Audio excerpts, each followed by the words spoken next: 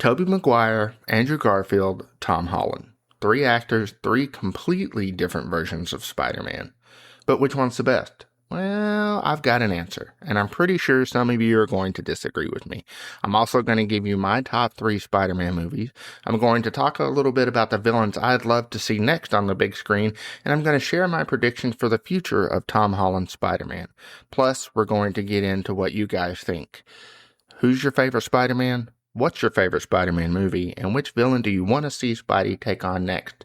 Let's talk about everyone's favorite neighborhood wall crawler.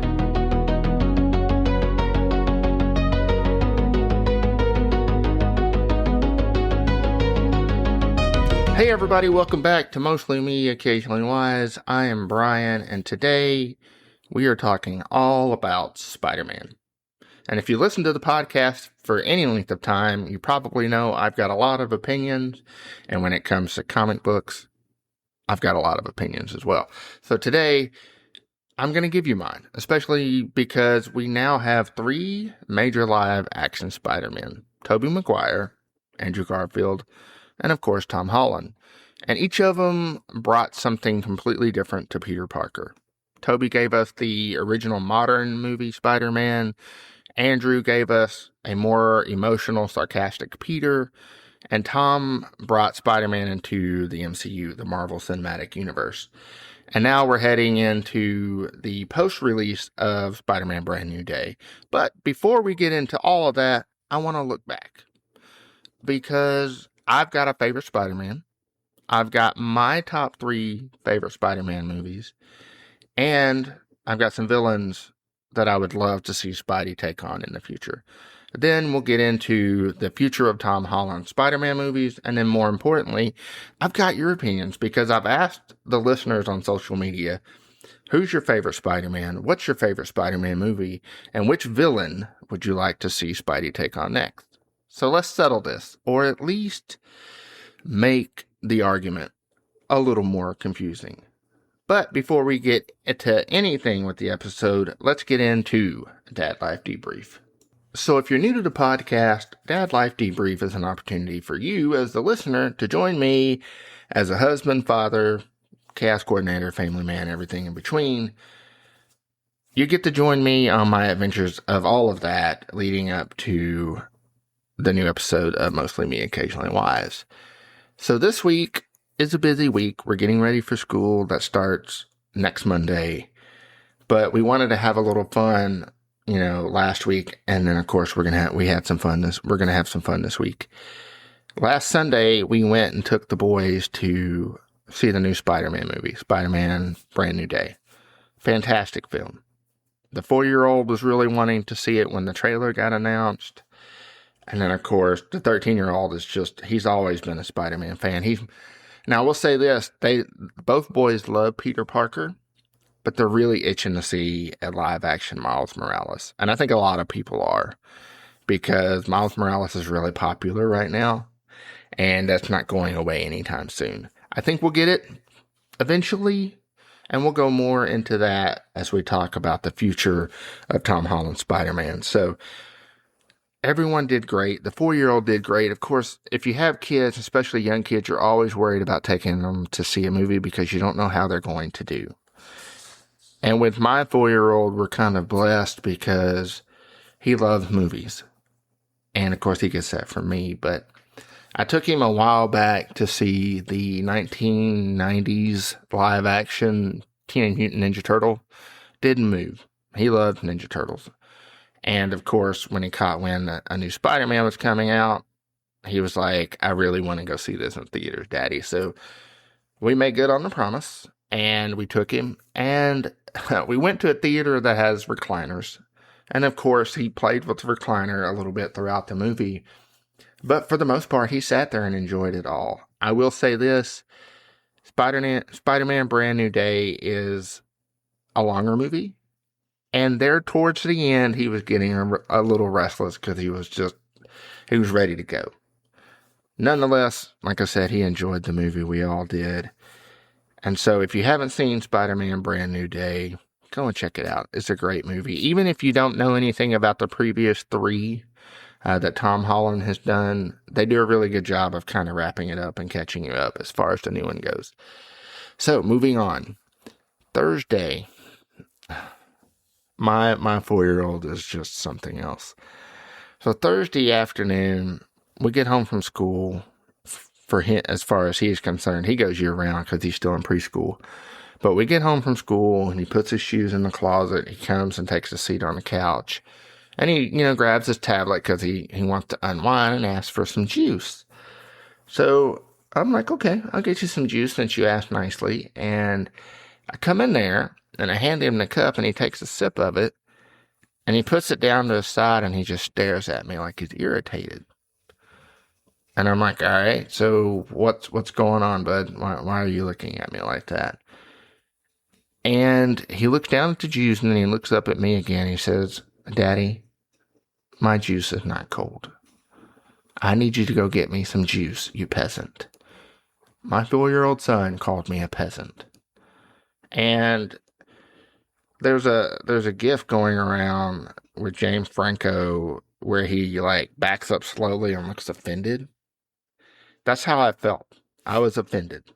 But at the same time, there were some internal questioning going on because I was trying to figure out how my son learned to use the word peasant appropriately. And I was trying to figure out whether this is a moment where I laughed or what. I wasn't really sure what to do. So, of course, I sat down with him and I had a smile on my face and he smiled too, but I had to correct him because I don't want him going to preschool calling other kids peasants or referring to teachers as peasants. It's hard to get mad when my 4-year-old does that kind of stuff because he uses the word appropriately. And that is so impressive for a 4-year-old. And, of course, he gets a lot of his vocabulary from his mom and I. He listens to his brother. He's got a really good group of people that have a really broad vocabulary. So he uses a lot of big words, and he uses them appropriately. So, like I said, when he called me a peasant, I was just like, whoa, okay. Kudos for you using it appropriately, but at the same time, it's not very a nice thing to say. Of course, I didn't get into the history of it, but he understands that, he knew understood that he was joking, but someone else might not be, so we might not want to, use that phrase again, but being called a peasant by my 4-year-old was definitely something. And I mentioned before in previous episodes, my 4-year-old is just full of surprises. So then we move on to the weekend, and we're driving to Tennessee to spend some time with Becca's parents, and I don't even know how the conversation came about, but my 13-year-old likes to tease me about my age, and that's fine, I can handle it. But again, like I said, I don't know where the conversation, how it got there. But at some point while we were driving, he informed me that I was old enough to listen to Hitler's speeches live. And I'm like, first off, dude, I was nowhere near being thought of around that time. But it's just, again, just like with the 4-year-old and him calling me a peasant, it was just all about the delivery. It was just such a good delivery. It was hard, to be offended because it was perfect. My wife got a good kick out of it. Of course, I played along like I was offended, but I knew he was joking, and they knew that I knew he was joking. But, it was it was a fun week. That's the dynamic of our little families. We like to pick on each other. We're all sarcastic and witty, so, there's some learning there with my 13-year-old as far as the time and the place goes, but I love that dynamic. I love that we can joke around with each other. I love that we can give each other a hard time, but at the end of the day, we all know that it's lighthearted. It's not meant to be offensive or to hurt anyone's feelings, but man, again, with school coming up and we're going to be getting busy, it was nice to just have a little fun before the stress of school, the stress of soccer, the stress of t-ball, and of course with the holidays and things coming up, just with the stress of getting busy, it was nice to just take a step back and just enjoy each other. And to be honest with you, that's, having a family, that's what it's all about, is enjoying those little moments and eating them up and just having fun along the way. Before we jump into today's episode, I'd like to thank today's sponsor, Opus Clips. If you've ever wanted to create content for TikTok, Instagram, Facebook, or YouTube, but didn't want to spend the hours editing, you need to check out Opus Clips. It's the AI editing software I use to create clips from every episode of Mostly Me, Occasionally Wise.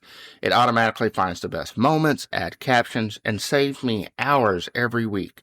So, if you're a creator or thinking about becoming one, you can support the show by signing up using my affiliate link, which is over on the Mostly Me, Occasionally Wise Facebook page, and it will also be in the show description wherever you listen to your favorite podcast. So, with that said, let's get on with the show. So before we get into all the Spider-Man and the movies and things like that, I want to give everybody an opportunity to know that I'm going to be talking about spoilers when it comes to the movies, even the brand new one. I have struggled with when to do this, but the movie has been out for going on a couple of weeks now. So that's been plenty of opportunities for people to go see it. But if you haven't seen the newest movie or any of the other Spider-Man movies and you want to, I would take the opportunity now to pause this episode, go watch those movies, and then come back and listen to what I have to say. I don't want to be that guy, but at the same time, Brand New Day, the newest one, has been out long enough. So, again, this is your spoiler warning. And we're fixing to get into all the goodness that is Spider-Man. So before we get into the movies in the future, as far as Spider-Man goes, let's talk about the three Spider-Men.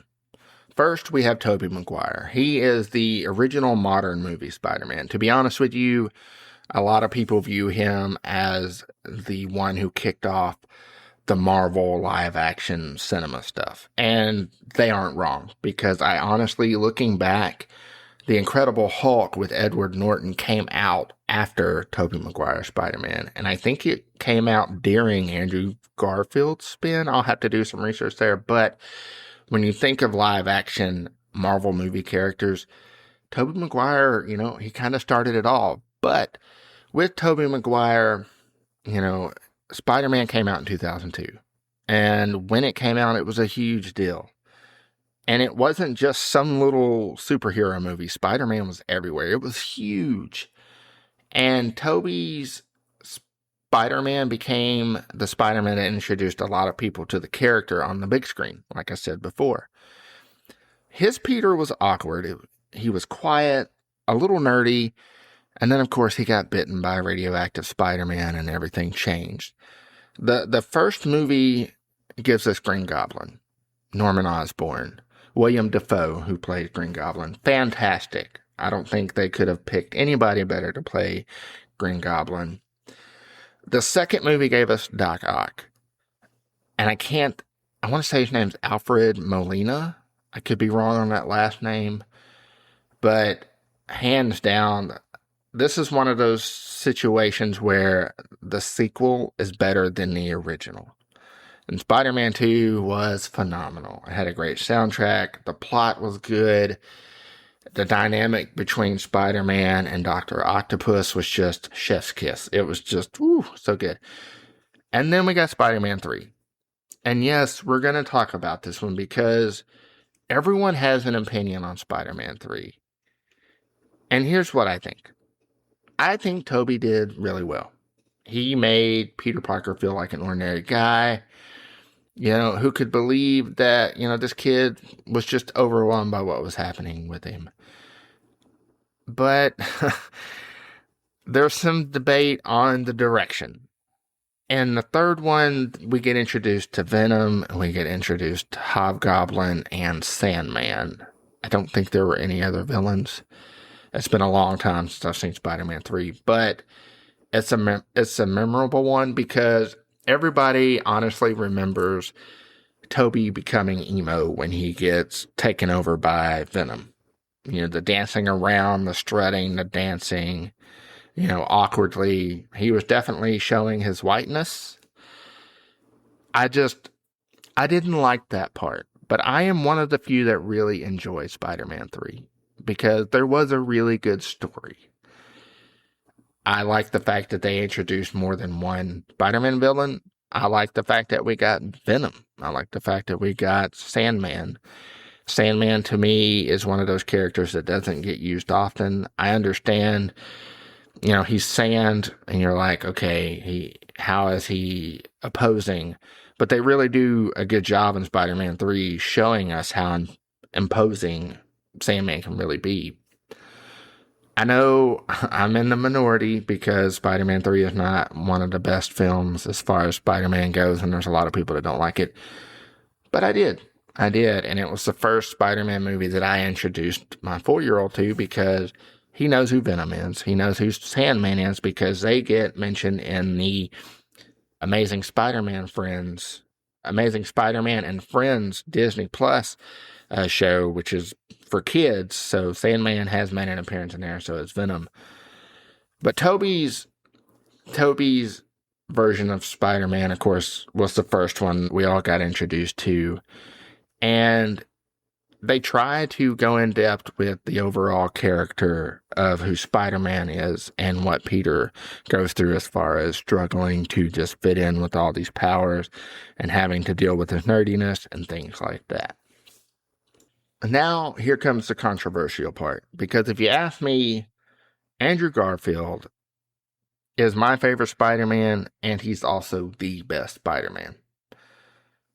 And I know Tobey Maguire has a massive fan base. I understand that Tom Holland is incredibly popular right now, but Andrew Garfield's Spider-Man just works for me. And here's why. The attitude. Andrew's Peter Parker felt more like the sarcastic, smart-aleck Spider-Man that I grew up with from the comics. He put on the mask, he talked trash, he joked with criminals, he was confident, he was funny, and then you take the mask off, and Peter is dealing with real emotional problems. And that's the combination I love. And not to mention that Andrew had incredible chemistry with Emma Stone's Gwen Stacy. But with the first movie, The Amazing Spider-Man, Dr. Kirk Connors, who was the Lizard, he is the antagonist, of course, in the first film. There was Kirk Connors had a connection with Peter and his past.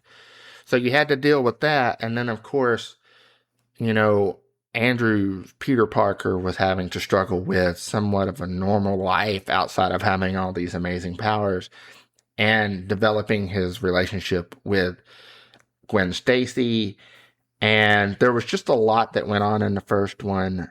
And it was just an emotional roller coaster. Yes, you got all the cool little Spider-Man things, but you were more invested in Peter's story than you were with just Spider-Man's story. I know they're one of the same, but at the same time, when he's Spider-Man, he's more confident. He's not afraid. But when he's just Peter Parker, he's just a timid, nerdy kid that's just trying to figure it out. And then, of course, The Amazing Spider-Man 2, you get more emotional stuff with the fact that a friend comes back home who just, Norman Osborn just died, and Harry has come back home, and Harry's best friends with Spider-Man. Harry becomes the Hobgoblin, we assume. I don't think they ever gave him a name in The Amazing Spider-Man 2. But then we also get Jamie Foxx's version of Electro, which I don't really care for. And then, of course, you get the death of Gwen Stacy, which was huge in the comic book era, and they incorporated that on film. With, like I said before, with Andrew's Spider-Man, there was a lot of emotion.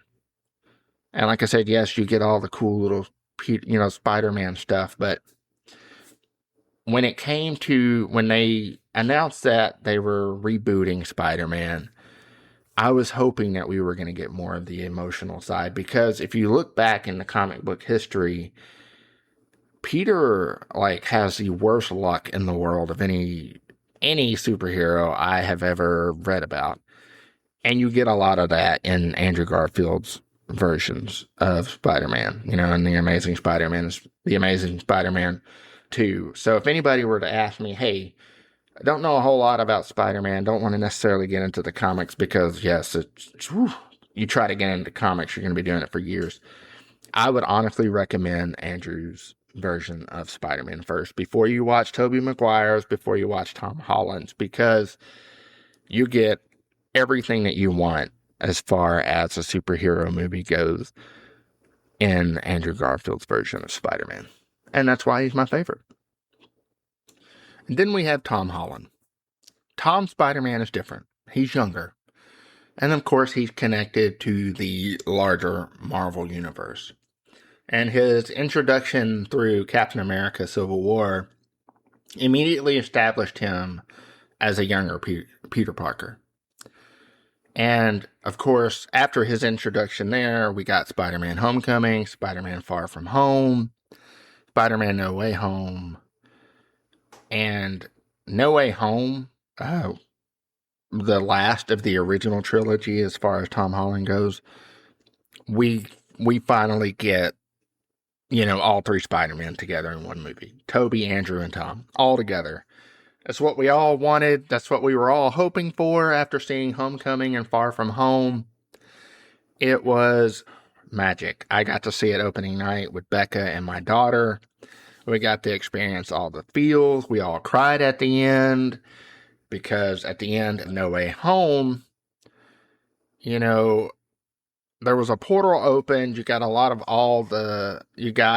of the old school Spider-Man villains coming in. You had William Dafoe coming back as Green Goblin. You had Alfred Molina coming back as Doc Ock. Of course, you had Kurt Connors, Lizard. You had Electro, Jamie Foxx. And then, of course, you had to deal with some of the... Did we get any of the... No, we didn't get any of Tom's villains. Tom was dealing more with the Spider-Man villains from Andrew and Tobey Maguire's era. I'm trying to think. No, that was it. Because in Spider-Man Homecoming, the villain was Vulture, Michael Keaton. Fantastic. And, of course, with... Tom Holland's version, I was afraid that we were going to get a repeat of Green Goblin. And don't get me wrong, I love those villains, but I want to see more of the obscure villains get love. Like Vulture was played by Michael Keaton, and there was some emotional connection behind Michael Keaton's character. And then Far From Home, we got my favorite Spider-Man villain, Mysterio. And Jake Gyllenhaal portrayed Mysterio, and I love Far From Home. And then, of course, Spider-Man No Way Home, Tom Holland's character is dealing with villains from a different world. That's when we kind of get introduced a little bit to the fact that there's more than one world, and there's just hundreds of them, if not thousands of them, and they all have different versions of Spider-Man. And so things go haywire. And if you haven't seen No Way Home, it's complete chaos, but it's such a good movie. And of course, we get all three Spider-Men together. You couldn't have asked for, anything else.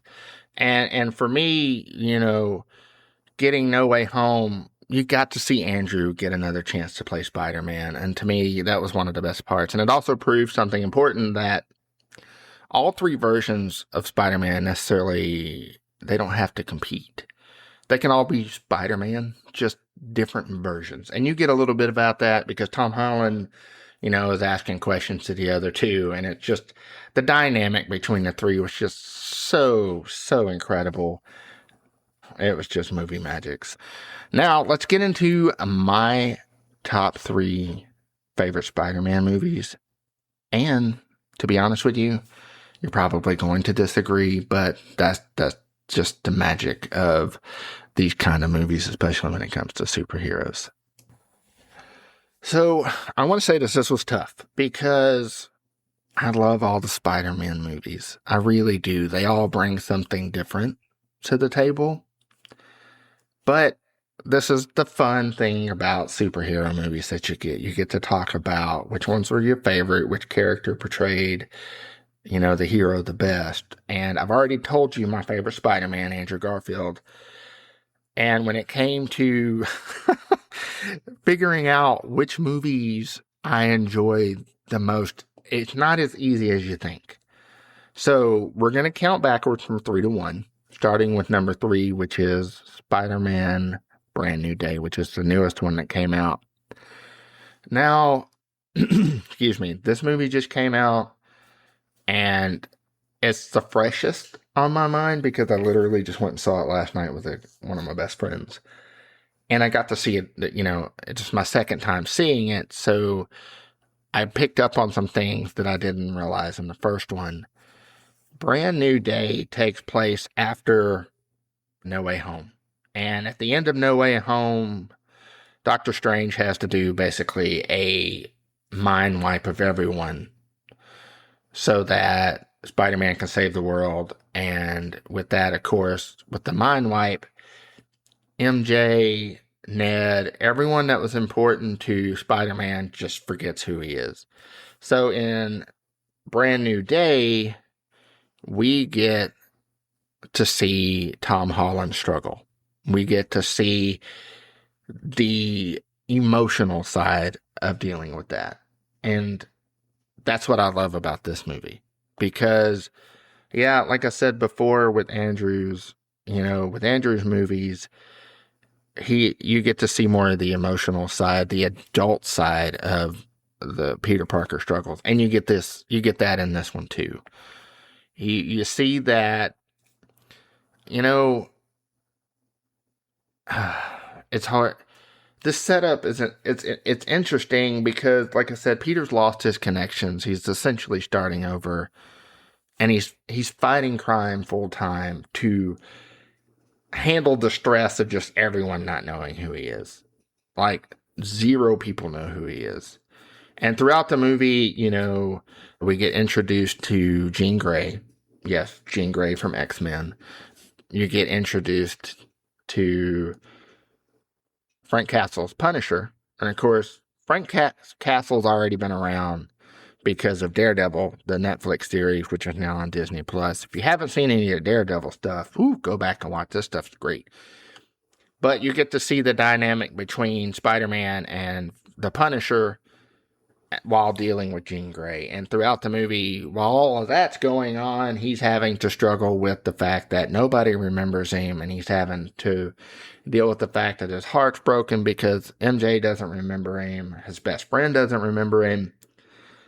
And then, of course, Jean Grey catches wind of that because Jean Grey can read minds, and she threatens to hurt MJ. Well, Spider-Man's like, no, this ain't happening. Goes and rescues MJ. MJ finds out that Peter Parker's Spider-Man, and they have a past together. It's an adult Spider-Man movie. That's really what it is, and that's what I love about it. It's not him struggling through high school. It's him becoming an adult and having to put on his big boy pants and understanding that life is what it is because he has chose to be Spider-Man, and these are the consequences to it. Such a good movie. Highly recommend you go watch it. I know for a lot of people this is the best Spider-Man movie of all time, but to me it's at my number 3. Number 2 is Spider-Man 2, Tobey Maguire's Spider-Man.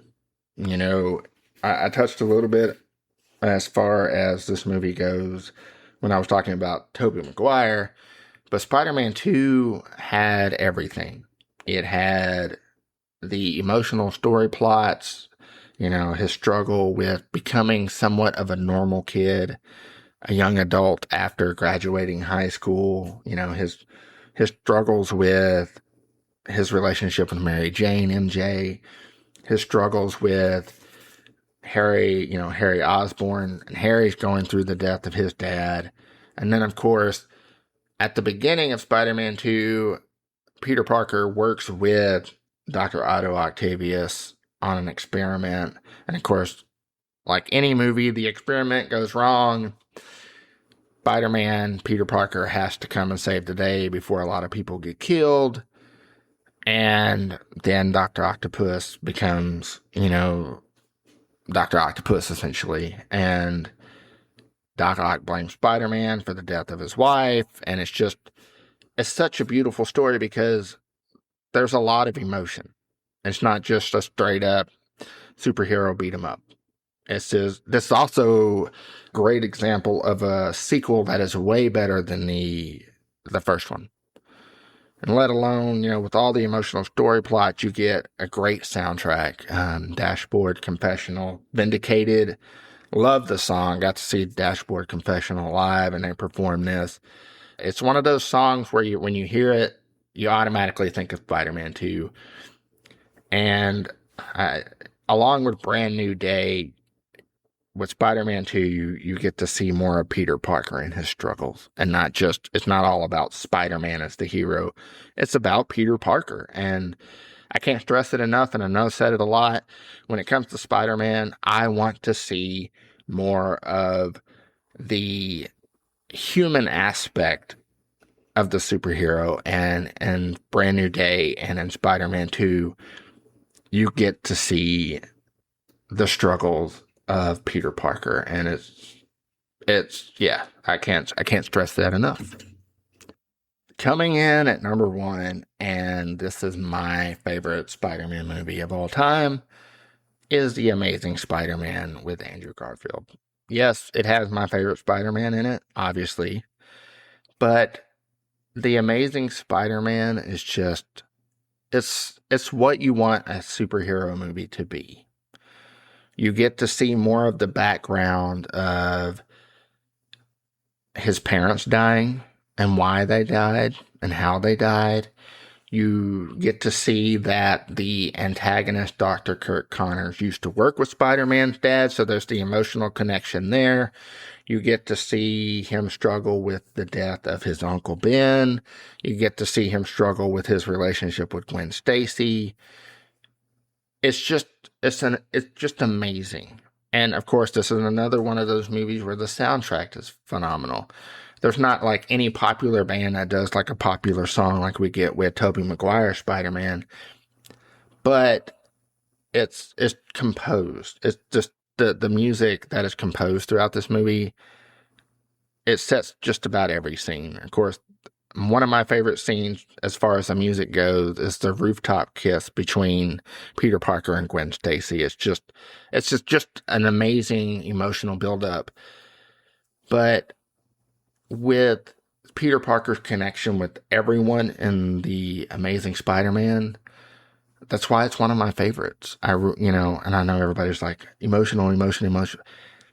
I can't stress it. I really can't. And this one, to me, had everything I wanted in a superhero movie.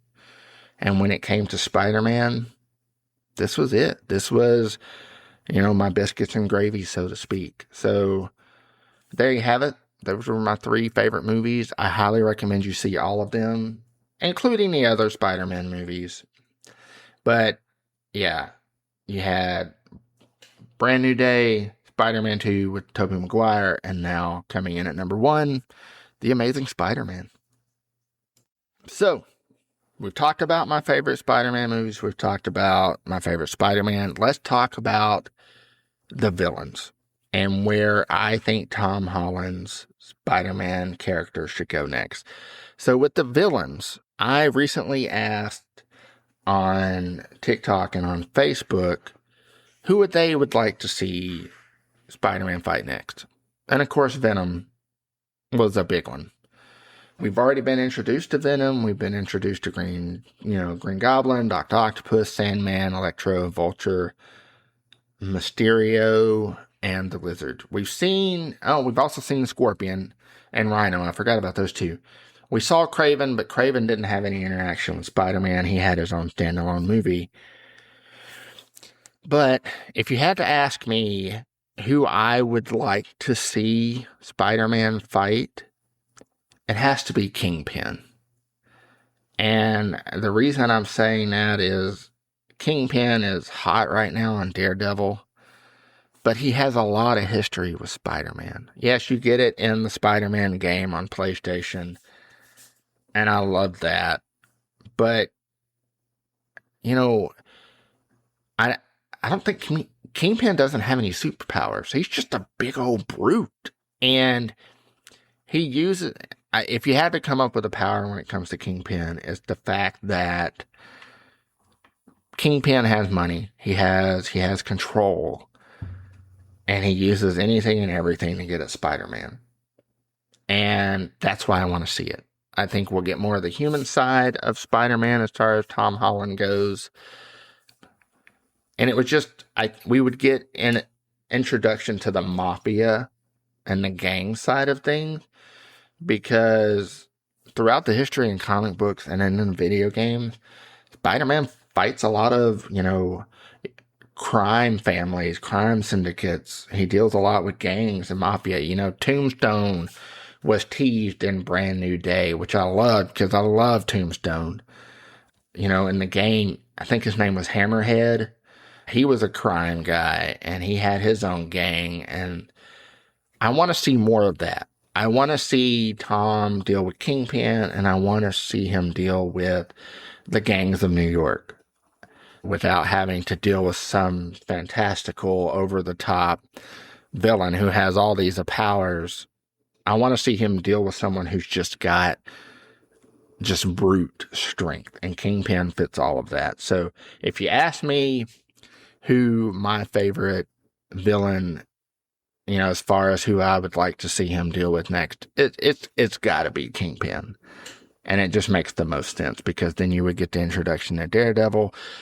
Punisher has history with Kingpin, so you could keep using him in the movies, because I feel like Frank Castle doesn't get enough love. It's just, there's so much you could do with Kingpin, because there are a multitude of heroes that have dealt with Kingpin, but the biggest ones being Daredevil and Spider-Man. So it would be kind of cool to see a team up there. So yeah, if I had to pick again, the next villain, I would like to see Tom Holland's Peter Parker fight Kingpin, hands down, no question. Now let's talk about the future of Tom Holland's Spider-Man. So, first off, in Brand New Day, you see that everyone's forgotten him. And you see the struggles he's going through with the fact that MJ doesn't remember their life together, and neither does Ned. So, I don't think it's going to always be that way. I think we all, and I can probably speak for a lot of people, we want to see MJ's and Spider-Man get back together. And I think that's going to happen. And I think it's going to happen with a series of stressful events pertaining to a villain, through situations, whatever. The romance is going to blossom again, and we're going to get Spider-Man and MJ. I think we're going to see more of a development with Spider-Man's best friend Ned and Peter Parker. We got teased with the Spider Tracker in Brand New Day, which I thought was a really cool nod to the video game. Ned is going to become a more central character when it comes to Spider-Man and Peter Parker, especially I think in the second one, because he's going to rely on Ned more as far as being his eyes and ears when it comes to fighting bad guys and things like that. Now, the biggest thing, Miles Morales, and I know everybody wants to see Miles Morales. There's a lot of debate at the end as far as what happened at the end of Brand New Day. Spoiler alert, at the end, it's a post-credit scene. Ned's Spider Tracker pops up, and essentially, Spider-Man is no longer detected in New York. And it kind of blips out, and you get some static, like he's teleported or he's entered another universe or whatever. But then the thing pops up and it says new Spider-Man location detected, and he's out in the middle of space. So there's several ways you can go about this. you can think it's Miles Morales because there was a little, static and stuff. If anybody knows anything about Miles Morales, he kind of glitches out from time to time. So a lot of people think it might be a Miles Morales introduction. And there's a possibility. There's a possibility that we get a reunion with either Andrew Garfield or Tobey Maguire. Because with Avengers Doomsday coming out, from what I'm hearing, and I don't know a whole lot about Doctor Doom, is that this Doctor Doom that we're getting is apparently so powerful enough that he's causing two planets to, crash into each other to create one world. And it could be that one of the other Spider-Men on another planet is reaching out for help. And that's where we bring in the, either Tom Holland or Tobey, or not Tom Holland, but Andrew Garfield or Tobey Maguire Spider-Man. That's another theory. Another theory that I've seen mentioned is that it could be Venom. We could be getting a Venom. And, Dr. Doom, after the worlds clash, he creates this thing called Battle World where there's just fighting all the time. But Spider-Man dons the Venom suit in the comic books. There's so many theories and speculations. If I had to guess, the two theories that seem the most logical to me, one, it could be another Spider-Man. Because in No Way Home, it was so popular. It was such a really cool moment that a lot of fans enjoyed when we got all three Spider-Men together. So I think we want to, not that we think, I know a lot of us want to see it happen again. Do I think it's going to be all three of them? No. So I think we'll either get Tobey Maguire or Andrew Garfield, Spider-Man, for another picture, another film. And I think it's the Spider-Man reaching out for help. Because Tom Holland Spider-Man, I guess, I'm assuming, has disappeared again. I don't know. My second theory that I think has happened as far as the ending goes of Brand New Day is that Tom Holland Spider-Man, he's just on another planet. And I think we're going to get our answers as far as how the ending went in Avengers Doomsday. So, yeah.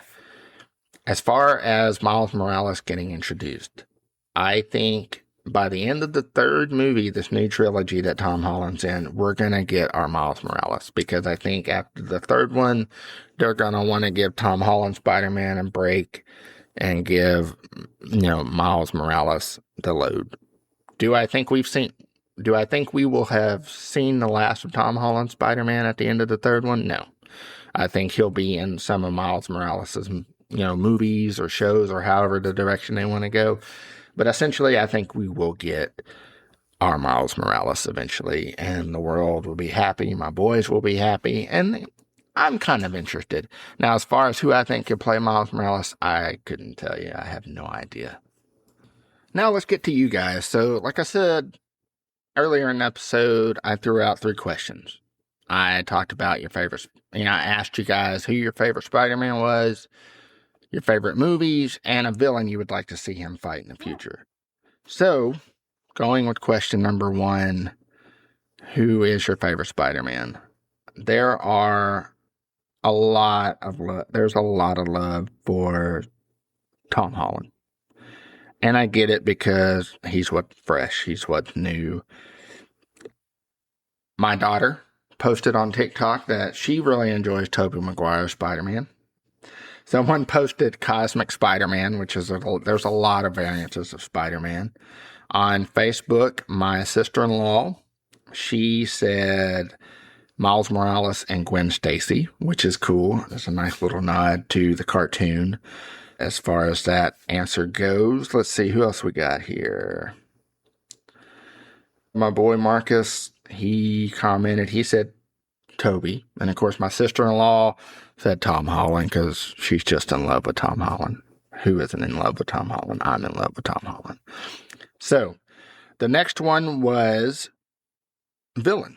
What villain we would like to see or who you would like to see as far as who you would like to see Spider-Man fight next. Kingpin. which I love this answer, and I've already told you that's who I would agree with. Venom was mentioned by, oh gosh, Vader Gets DUIs, which is a hilarious screen name. Let's see, Marcus has mentioned Carnage. And here's my only concern with Carnage. If you've seen the Venom movies, they didn't really do Carnage justice. I didn't like the second Venom movie. I really honestly didn't like how they did Venom, period. And what's his name? I can't think of his name. There was a series of Venom movies that came out, and they weren't good.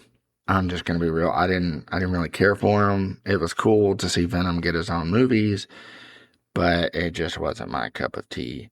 And then, of course, I asked the question of your favorite Spider-Man movies.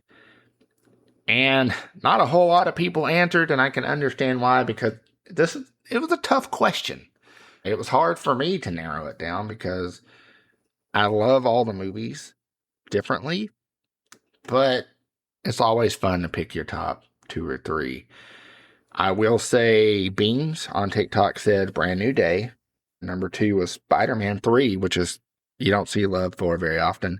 And of course, his honorable mention were The Amazing Spider-Man and Spider-Man 2. And then Zachary on TikTok said Brand New Day as his number 1. Spider-Man 2 is his number 2. And his honorable mentions were The Amazing Spider-Man and Spider-Man Into the Universe, which is Miles Morales. I'm still waiting on the Miles Morales trilogy because there's already been 2 movies, and yet we haven't heard anything about a third one. But thank you guys for, answering the questions, especially with the movie one. I know it's always hard to rank movies in general, but for those who showed up and answered the question without any hesitation, as you can see, Brand New Day seems to be the most popular one because it's just a movie that came out. And that's usually the case. It's the freshest on everyone's mind because these other ones have been out for a while and we may have not seen them, in a while. So congratulations to Brand New Day. And I agree, Brand New Day was just phenomenal.